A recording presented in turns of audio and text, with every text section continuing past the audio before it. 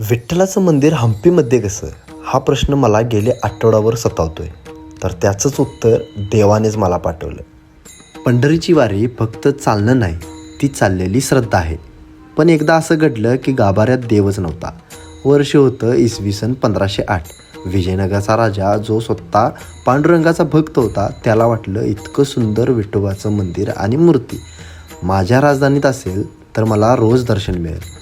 आणि म्हणूनच त्याने पंढरीहून विठ्ठलाची मूर्ती हम्पीला नेली.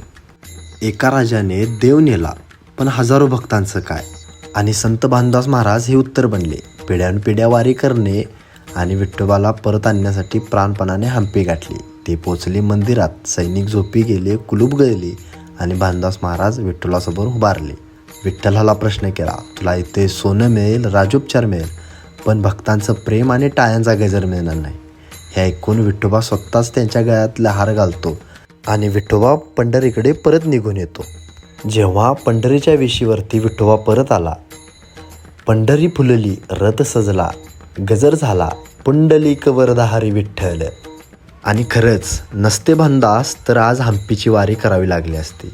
एक मूर्ती परत आली, पण त्यामागे होती भक्ती, त्याग आणि निष्ठा.